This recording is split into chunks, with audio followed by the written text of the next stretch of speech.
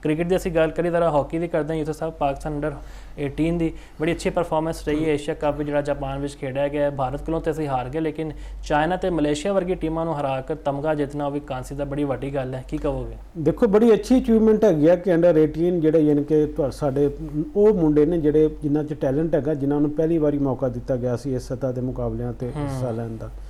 ਕਿ ਟੈਲੈਂਟ ਜਿੰਨਾ ਤੁਹਾਡੇ 'ਚ ਮਰਜ਼ੀ ਹੋ, ਜਦੋਂ ਤੱਕ ਤੁਸੀਂ ਇੰਟਰਨੈਸ਼ਨਲ ਸਤ੍ਹਾ ਤੇ ਨਹੀਂ ਖੇਡੋਗੇ ਤੁਹਾਡੀ ਜਿਹੜੀ ਪਰਫਾਰਮੈਂਸ ਹੈਗੀ ਆ ਤੁਹਾਡੇ 'ਚ ਇਤਮਾਦ ਨਹੀਂ ਆਏਗਾ। ਬੜੀ ਅੱਛੀ ਗੱਲ ਹੈ ਕਿ ਸਾਨੂੰ ਆਪਣਾ ਕਾਂਸੀ ਦਾ ਤਮਗਾ ਮਿਲਿਆ ਹੈਗਾ, ਲੇਕਿਨ ਮੈਂ ਸਮਝਦਾ ਸੀ ਕਿ ਪਾਕਿਸਤਾਨ ਨੂੰ ਇੰਡੀਆ ਦੇ ਖਿਲਾਫ ਵੀ ਮੈਚ ਜਿੱਤਣਾ ਚਾਹੀਦਾ ਸੀ, ਸਾਨੂੰ ਫਾਈਨਲ ਖੇਡਣਾ ਚਾਹੀਦਾ ਜਿੰਨਾ ਸਾਡੇ ਮੁੰਡਿਆਂ 'ਚ ਸਕਿੱਲ ਹੈਗਾ ਸੀ। ਬੇਸਿਕ ਇੱਥੇ ਜਿਹੜੀ ਜ਼ਿੰਮੇਵਾਰੀ ਹੈਗੀ ਉਹ ਹੈ, ਮੈਂ ਸਮਝਦਾ ਕਿ ਪਾਕਿਸਤਾਨ ਹਾਕੀ ਫੈਡਰੇਸ਼ਨ ਜਿਹਨੇ ਸਾਰੇ ਮੁੰਡਿਆਂ ਨੂੰ ਮੌਕੇ ਦਿੱਤੇ ਨੇ, ਪੈਸਾ ਖਰਚ ਕੀਤਾ, ਲੇਕਿਨ ਇੱਕ ਸ਼ੋਬੇ 'ਚ ਮੇਰੇ ਖਿਆਲ 'ਚ ਉਹਨਾਂ ਦੀ ਜਿਹੜੀ ਡਿਸੀਜਨ ਮੇਕਿੰਗ ਸੀ ਜ਼ਿਆਦਾ ਅੱਛੀ ਨਹੀਂ ਹੋਈ। ਉਹ ਸੀ ਉਹਨਾਂ ਦੇ ਕੋਚਿਸ। ਦੇਖੋ ਹਰ ਅਕੈਡਮੀ ਹਰ ਕਲੱਬ ਦੇ 4-4 5-5 ਮੁੰਡੇ ਇਸ ਸਕੁਆਡ ਦਾ ਹਿੱਸਾ ਸਨ। ਉਹਨਾਂ ਨਾਲ ਉਸ ਅਕੈਡਮੀ ਜਾਂ ਉਹ ਜਿਹੜੀ ਚੈਂਪੀਅਨ ਟੀਮ ਦਾ ਕੋਈ ਕੋਚ ਨਾਲ ਨਹੀਂ ਸੀ। ਅੰਡਰ 18 ਇੱਥੇ ਅਸੀਂ ਇਸਲਾਮਾਬਾਦ ਟੂਰਨਾਮੈਂਟ ਕਰਵਾਇਆ, ਉਹਦੇ 'ਚ ਕਸਟਮ ਦੀ ਟੀਮ ਜਿੱਤੀ। ਚਾਹੀਦਾ ਤਾਂ ਇਹ ਸੀ ਨਾ ਕਿ ਅਗਰ ਕਸਟਮ ਦੀ ਟੀਮ ਚੈਂਪੀਅਨ ਬਣੀ ਹੈ ਤਾਂ ਉਸ ਕੋਚ ਨੂੰ ਟੀਮ ਦੇ ਨਾਲ ਲਾਇਆ ਜਾਵੇ। ਹੋਇਆ ਇਹ ਕਿ ਉਹੀ ਜਿਹੜੇ ਪੁਰਾਣੇ ਚਿਹਰੇ ਸਨ ਉਹਨਾਂ ਨੂੰ ਦੁਬਾਰਾ ਮੌਕਾ ਦਿੱਤਾ ਗਿਆ, ਜਿਹੜੇ ਪਹਿਲੇ ਵੀ ਅਜ਼ਮਾਏ ਜਾ ਚੁੱਕੇ ਸਨ। ਉਹਨਾਂ ਦੀ ਮੁੰਡਿਆਂ ਦੀ ਅੰਡਰਸਟੈਂਡਿੰਗ ਉਹਨਾਂ ਨਾਲ ਹੋ ਹੀ ਨਹੀਂ ਪਾਈ। ਉਹ ਮੁੰਡਿਆਂ ਨੂੰ ਪਤਾ ਹੀ ਨਹੀਂ ਹੈਗਾ ਕਿ ਸਾਡੇ ਕੋਚਿਸ ਦਾ ਕੀ ਜ਼ੇਨ ਹੈਗਾ ਤੇ ਸਾਡੀ ਆਪਣੀ ਜਿਹੜੀ ਸਕਿੱਲ ਉਹ ਕਿੱਥੋਂ ਤੱਕ ਹੈਗੀ ਆ। ਇਸ ਬਹੁਤ ਸਾਰੇ ਮਸਾਇਲ ਨੇ, ਲੇਕਿਨ ਅੱਛੀ ਗੱਲ ਇਹ ਹੈ ਕਿ ਪਾਕਿਸਤਾਨ ਟੀਮ ਨੇ ਇੱਕ ਮੈਡਲ ਜਿੱਤਿਆ ਹੈਗਾ। ਮੈਡਲ ਜਿੱਤਣ ਨਾਲ ਪਾਕਿਸਤਾਨ ਹਾਕੀ ਫੈਡਰੇਸ਼ਨ ਜਿਹੜੇ ਇਕਦਾਮਾਤ ਕਰੀ ਉਹਨਾਂ ਨੂੰ ਜ਼ਰਾ ਤਕਵੀਅਤ ਮਿਲੀ ਹੈਗੀ ਆ। ਉਹ ਆਪਣੇ ਜਿਹੜੇ ਉਹਨਾਂ ਨੇ ਸੀਨੇ ਚੌੜੇ ਕੀਤੇ ਨੇ ਕਿ ਦੇਖੋ ਜੀ ਅਸੀਂ ਕੰਮ ਕੀਤਾ ਹੈਗਾ ਤੇ ਮੁੰਡੇ ਰਿਜ਼ਲਟ ਵੀ ਲੈ ਕੇ ਆਏ ਨੇ। ਮੁੰਡੇ ਖੁਸ਼ ਨੇ ਕਿ ਚਲੋ ਸਾਡੇ ਗਲੇ 'ਚ ਮੈਡਲ ਆਇਆ ਹੈਗਾ, ਲੇਕਿਨ ਇਹ ਮੈਡਲ ਸਿਰਫ ਸਿਲਵਰ ਨਹੀਂ ਹੁਣ ਕਾਂਸੀ ਦਾ ਤਮਗਾ ਤੱਕ ਮਹਿਦੂਦ ਨਹੀਂ ਹੋਣਾ। ਅਗਲਾ ਜਿਹੜਾ ਟਾਰਗੇਟ ਹੈਗਾ ਗੋਲਡ ਮੈਡਲ ਹੋਣਾ ਚਾਹੀਦਾ। ਜਿਸ ਤੌਰ 'ਤੇ ਹਾਕੀ ਫੈਡਰੇਸ਼ਨ ਵੀ ਇਸ ਵਾਲੇ ਕੰਮ ਕਰੇਗੀ ਤੇ ਮੁੰਡੇ ਵਾਪਸ ਆ ਕੇ ਆਪਣੇ ਜਿਹੜੇ ਹੈ ਨੇ ਚੀਜ਼ਾਂ ਖਾਮੀਆਂ ਉਹਨਾਂ ਨੂੰ ਵੀ ਬਿਹਤਰ ਕਰਨ ਦੀ ਕੋਸ਼ਿਸ਼ ਕਰਨ। ਬਿਲਕੁਲ ਜੀ, ਉਮੀਦ ਕਰਦੇ ਹਾਂ ਕਿ ਬਿਹਤਰੀ ਤਰਫ ਜਾਏ ਸਾਡੀ ਹਾਕੀ ਟੀਮ। ਜ਼ਰਾ ਸੀਨੀਅਰਸ ਖਿਡਾਰੀਆਂ ਦੀ ਗੱਲ ਕਰ ਲੈਂਦੇ। ਤੁਹਾਨੂੰ ਪਤਾ ਹੈ ਪ੍ਰੋ ਲੀਗ ਦਾ ਵੱਡਾ ਇਮਤਿਹਾਨ ਹੈ। ਪਹਿਲੇ ਮਰਹਲੇ ਵਿੱਚ ਤੇ 1 ਸਾਈਡਡ ਮੈਚ ਹੋਏ ਨੇ, ਲੇਕਿਨ ਹੁਣ ਅਸੀਂ ਸਪੇਨ ਵਰਗੀ ਟੀਮ ਨਾਲ ਵੀ ਖੇਡਣਾ ਹੈ। ਇੰਡੀਆ ਤੇ ਇੰਗਲਿਸ਼ ਟੀਮ ਵੀ ਸਾਡੇ ਸਾਹਮਣੇ ਮੱਦੇ ਮੁਕਾਬਲੇ ਆਏਗੀ। ਲੇਕਿਨ ਅੱਛੀ ਗੱਲ ਜਿਸ ਸਾਹਿਬ ਹੈ ਕਿਹਾ ਜਾ ਰਿਹਾ ਕਿ ਹਰ ਖਿਡਾਰੀ ਨੂੰ 22 ਲੱਖ ਰੁਪਏ ਦੇ ਦਿੱਤੇ ਗਏ ਨੇ, ਡੇਲੀ ਵੀ ਵਧਾ ਦਿੱਤੀ ਗਈ ਹੈ ਤੇ ਜਿਹੜੇ ਫਾਈਨੈਂਸ਼ੀਅਲ ਮਸਲੇ ਮਸਾਇਲ ਸੀਗੇ ਇਹ ਵੀ ਹੱਲ ਹੁੰਦੇ ਨਜ਼ਰ ਆ ਰਹੇ ਨੇ ਖਿਡਾਰੀਆਂ ਦੇ। ਦੇਖੋ ਪਾਕਿਸਤਾਨ ਹਾਕੀ ਫੈਡਰੇਸ਼ਨ ਨੇ ਪਹਿਲੀ ਵਾਰੀ ਯਾਨੀ ਕਿ ਜਿਹੜੇ ਉਹਨਾਂ ਦੇ ਮਾਲੀ ਮਾਮਲਾ ਤੇ ਉਹਨਾਂ ਨੂੰ ਐਡਰੈਸ ਕੀਤਾ ਹੈਗਾ। ਸਾਰੇ ਮੁੰਡਿਆਂ ਨੂੰ ਐਡਵਾਂਸ ਉਹਨਾਂ ਦੇ ਚੈੱਕ ਡੇਲੀ ਅਲਾਉਂਸਸ ਮਿਲ ਗਏ ਨੇ। ਇਸ ਹਵਾਲੇ ਨਾਲ ਤਾਂ ਜਿਹੜਾ ਕੰਮ ਹੈਗਾ 100% ਹੈਗਾ, ਮੁੰਡੇ ਵੀ ਬੜੇ ਖੁਸ਼ ਨੇ। ਲੇਕਿਨ ਅਸਲ ਸਵਾਲ ਤਾਂ ਇਹ ਪੈਦਾ ਹੁੰਦਾ ਕਿ ਮੁੰਡੇ ਠੀਕ ਹੈ, ਹਰ ਵਾਰ ਤੁਸੀਂ ਕਹਿੰਦੇ ਹੋ ਸਾਨੂੰ ਡੇਲੀ ਅਲਾਉਂਸ ਨਹੀਂ ਮਿਲੇ, ਤੁਹਾਡੇ ਮਸਾਇਲ ਹੱਲ ਹੋ ਗਏ ਨੇ, ਤੁਹਾਡੀਆਂ ਜਿਹੜੀਆਂ ਡੇਲੀਆਂ ਨੇ ਤੁਹਾਡੀ ਜੇਬਾਂ 'ਚ ਆ ਗਈਆਂ ਨੇ, ਤੇ ਪਰਫਾਰਮੈਂਸ ਕਿਹਨੇ ਦੇਣੀ ਹੈਗੀ ਆ। ਅਸਲ ਚੀਜ਼ ਹੈ ਕਿ ਜਦੋਂ ਤੱਕ ਤੁਸੀਂ ਪਰਫਾਰਮੈਂਸ ਨਹੀਂ ਦਿਓਗੇ ਤਾਂ ਤੁਹਾਨੂੰ ਕੋਈ ਵੀ ਘਾਹ ਨਹੀਂ ਪਾਵੇਗਾ, ਤੁਹਾਡੇ ਕੋਈ ਵੀ ਮੁਤਾਲਬਾਤ ਹਰ ਵਾਰੀ ਨਹੀਂ ਮੰਨੇ ਜਾਣਗੇ। ਪ੍ਰੋ ਲੀਗ ਦੇ 8 ਮੈਚ ਅਸੀਂ ਖੇਡੇ ਨੇ, 8 'ਚ ਸਾਡੇ ਜਿਹੜੇ ਗੋਲ ਦੇ ਜਿਹੜੇ ਹੈ ਨਾ -24 ਡੈਫੀਸਿਟ ਹੈਗਾ। ਅਸੀਂ ਇੱਕ ਮੈਚ ਵੀ ਨਹੀਂ ਜਿੱਤਿਆ ਹੈਗਾ।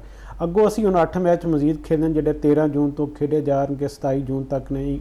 ਉਹਦੇ 'ਚ ਸਪੇਨ ਨੇ, ਬੈਲਜੀਅਮ ਦੋ ਮੈਚ ਨੇ। ਉਸ ਤੋਂ ਬਾਅਦ ਪਾਕਿਸਤਾਨੀ ਟੀਮ ਨੇ ਲੰਡਨ ਜਾਣਾ ਜਿੱਥੇ ਇੰਗਲੈਂਡ ਤੇ ਇੰਡੀਆ ਨਾਲ ਸਾਡੇ 2 ਮੈਚ ਹੈ ਨੇ। ਤੇ ਬਹੁਤ ਵੱਡਾ ਇੱਕ ਸਖਤ ਇਮਤਿਹਾਨ ਹੈਗਾ ਪਾਕਿਸਤਾਨੀ ਟੀਮ ਦਾ। ਉਤੋਂ ਸਾਡੀ ਬਦਕਿਸਮਤੀ ਕਹਿ ਲਓ ਕਿ ਸਾਡੇ ਜਿਹੜੇ 2 ਸਟਰਾਈਕਰ ਸਨ ਮੇਨ, ਜਿਹੜੇ ਸਾਡੇ ਗੋਲ ਕਰਦੇ ਸਨ, ਸੁਫਿਆਨ ਖਾਨ ਪਲੈਂਟੀ ਕਾਰਨਰ ਸਪੈਸ਼ਲਿਸਟ, ਜਿਨ੍ਹਾਂ ਦੀ ਵਜ੍ਹਾ ਤੋਂ ਸਾਨੂੰ ਕਦੇ ਗੋਲ ਨਸੀਬ ਹੁੰਦੇ ਸਨ ਕਰਨਾ।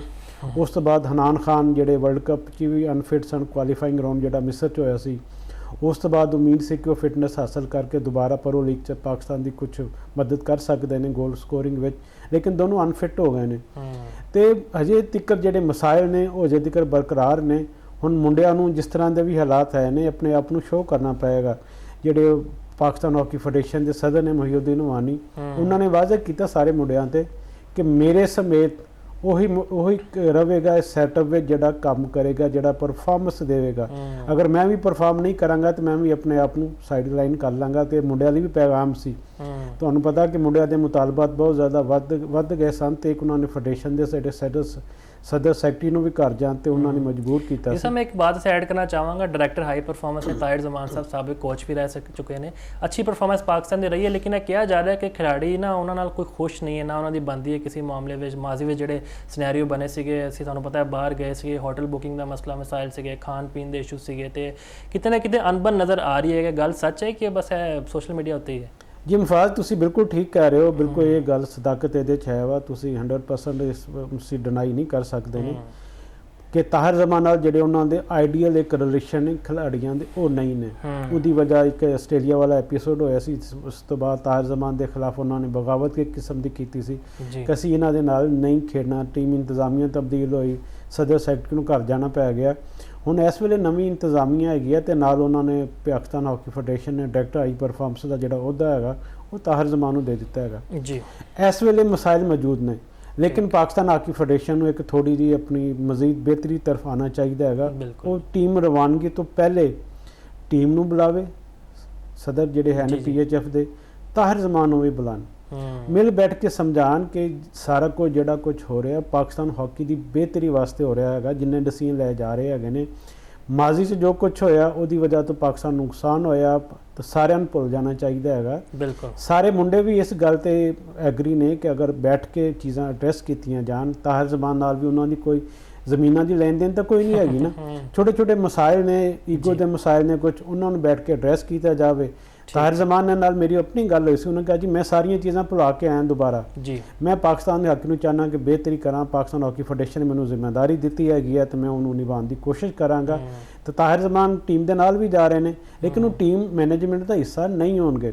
ਉਹ ਆਪਣਾ ਜਿਹੜਾ ਉਹਨਾਂ ਦਾ ਕੋਚਿੰਗ ਪਾਥਵੇ ਹੈ ਉਹਦੇ ਲਈ ਜਾਣੀ ਕਿ ਉਹ ਜਾ ਰਹੇ ਨੇ ਬਾਹਰ, ਉਹ ਜਾ ਕੇ ਟੀਮਾਂ ਦੀ ਜਿਹੜੀ ਹੈ ਉਹਨਾਂ ਦੀ ਪ੍ਰੈਕਟਿਸ ਉਹ ਦੇਖਿਆ ਕਰਨਗੇ, ਉਹਨਾਂ ਦਾ ਜਿਹੜਾ ਸਿਸਟਮ ਹੈਗਾ ਉਹਨੂੰ ਉਹ ਆਪਣਾ ਰਿਸਰਚ ਉਸ 'ਤੇ ਕਰਨਗੇ। ਉਸ ਤੋਂ ਬਾਅਦ ਉਹ ਜਿਹੜੀ ਚੀਜ਼ਾਂ ਨੇ ਜਿਹੜੀਆਂ ਦੂਜੇ ਕਰ ਰਹੇ ਨੇ ਯੂਰਪੀਅਨ, ਉਹ ਇੱਥੇ ਪਾਕਿਸਤਾਨ 'ਚ ਇੰਪਲੀਮੈਂਟ ਕਰਨ ਦੀ ਕੋਸ਼ਿਸ਼ ਕਰਨਗੇ।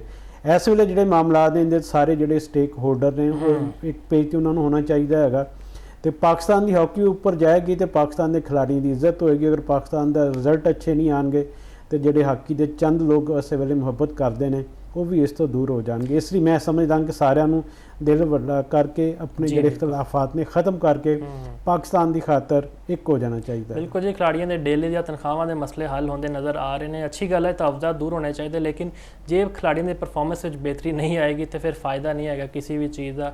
ਉਮੀਦ ਕਰਦੇ ਹਾਂ ਜੀ ਕਿ ਕ੍ਰਿਕਟ ਦੀ ਤਰ੍ਹਾਂ ਸਾਡੀ ਹਾਕੀ ਟੀਮ ਵੀ ਤਰੱਕੀ ਕਰੇ, ਕਿਉਂਕਿ ਬੱਚੇ, ਬੁੜੇ, ਖਵਾਤੀਨ ਹਰ ਕੋਈ ਇਸ ਖੇਡ ਨਾਲ ਮੁਹੱਬਤ ਰੱਖਦਾ ਹੈ। ਬਹੁਤ ਬਹੁਤ ਸ਼ੁਕਰੀਆ ਯੂਸੁਫ ਸਾਹਿਬ ਤੁਹਾਡੇ ਵਕਤ ਦਾ।